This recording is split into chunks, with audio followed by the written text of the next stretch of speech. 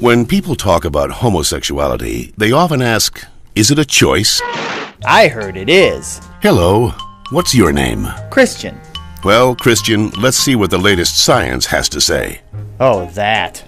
To help us, here are two gay people, George and Martha. Before we can answer, is it a choice, we must first determine what it means to be gay.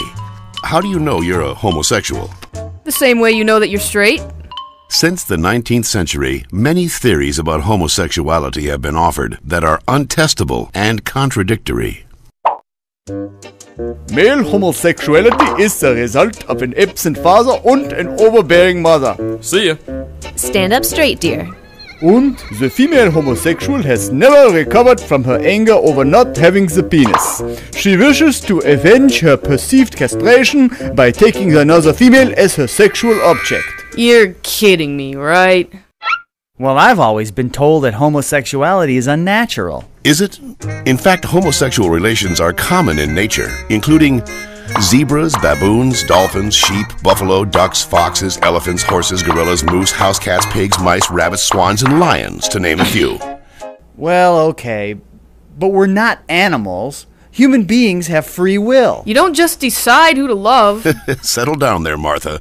Christian does have a point, but let's take a look at the most recent scientific evidence. As they study sexual orientation, scientists are currently looking at three main areas: genes, hormones, and birth order. Of course, most of these studies focus only on male sexuality. Sorry, Martha. What a shock. Let's first look at studies of identical twins. Hi. When one identical twin is a gay man, the other twin is gay up to 70% of the time, far higher than would occur if genes played no role. In fact, these studies show that genes play a greater role in determining sexual orientation than they do in whether or not you're right or left-handed. And we don't punish the left-handed. Well, not anymore. Let's get it! Scientists have recently noticed a striking statistical phenomenon. Studies show that having older brothers increases the odds of a boy being homosexual. Moms always baby the youngest, making them gay. No, that's not it. When a woman is pregnant with a boy, scientists are realizing that her female body often sees the male fetus as a foreign object and begins to produce antibodies against it. The more boys a woman has, the more adept her body becomes at feminizing the fetus, which may explain why with every successive boy, the odds that he will be gay go up significantly. All right, maybe you all accept it, but what about those people who started out gay and say they became straight by discovering God? What about ex-gay ministries? Even so-called ex-gay ministries don't claim to change a person's inner sexual desires, just his or her sexual conduct. We're still gay.